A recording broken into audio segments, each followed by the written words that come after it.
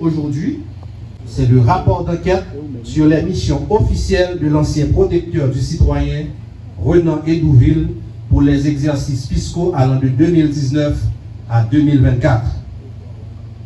Le rapport d'enquête sur les contrats de restauration conclu par l'ex-directeur général de l'OFACNA, Carl Françoise.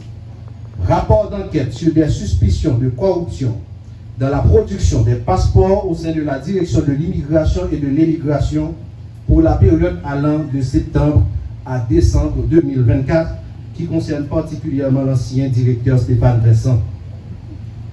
Rapport d'enquête sur l'utilisation des frais supplémentaires exigés des demandeurs de passeport pour la période allant du 1er janvier au 31 décembre 2023. Et les deux autres rapports sont des rapports régionaux.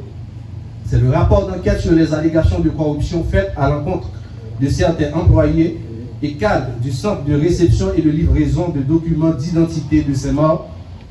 Et enfin, le rapport d'enquête concernant le chef du service de l'enregistrement et des opérations domaniales à la direction départementale des impôts du centre DDIC, Guerline Joseph. Les opérateurs de la corruption continuent de multiplier les stratégies dans quasiment toutes les sphères de l'État afin de piller, de détourner, de saigner le trésor public avec le même cynisme et la même arrogance que les bandits armés. Que ceci soit clair, de notre lieu à l'UNCC, nous ne faisons aucune différence entre ceux qui nous terrorisent, qui assassinent la population civile, et ceux qui nous volent et qui s'enrichissent illicitement. 6 rapports d'enquête dont les résumés exécutifs sont rendus publics aujourd'hui vont être remis au commissaire du gouvernement.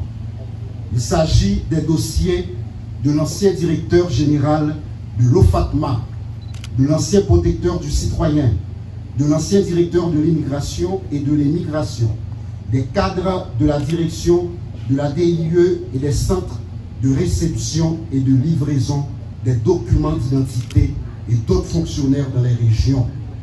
Ils sont reprochés des infractions de détournement de biens publics, d'abus de fonction, de passation illégale de marchés publics, de prise illégale d'intérêt, d'entrave au bon fonctionnement de la justice, de concussion, de favoritisme, d'association de malfaiteurs, de faux et usage de faux en écriture publique et d'usurpation de titres.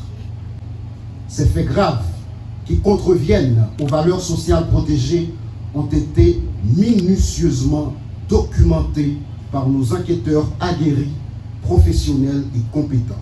Par ailleurs, l'UNCC veut saluer dans ce contexte très difficile les récents efforts de la justice dans certains dossiers de corruption qui tendent à lancer des signaux clairs de l'existence de magistrats qui ne s'alignent pas dans cette tendance générale de banalisation, de normalisation et d'institutionnalisation des actes de corruption. Il est plus que jamais nécessaire que ce bras technique mais autonome que nous sommes pour la justice, qui doit certainement rester indépendante, soit plus sollicité, car ce domaine est complexe et spécialisé.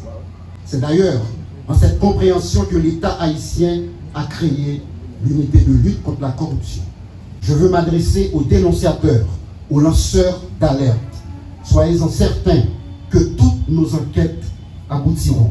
Je veux parler notamment des enquêtes conduites sur le Fonds national de l'éducation FNE, au niveau du bureau de monétisation des programmes d'aide au développement BMPAD, des marchés de restauration de la police nationale d'Haïti, des fonds de développement et des collectivités territoriales, FNLAT qu'on appelle communément fonds communaux, des enquêtes patrimoniales sur diverses personnalités politiques actuelles et anciens dignitaires de l'État.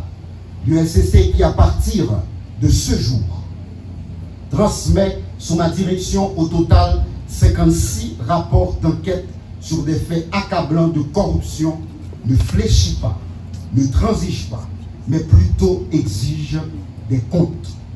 Elle vient de déférer en état 3 anciens responsables des CRLDI après une enquête pénale, je dis bien pénale, approfondie, qui a duré plus d'1 an.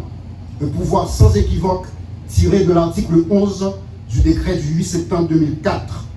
Pour les suites réservées à ce dossier, ainsi qu'aux autres, les yeux sont rivés sur le parquet de Port-au-Prince qui, comme l'ULCC, exécute la politique anticorruption de l'État.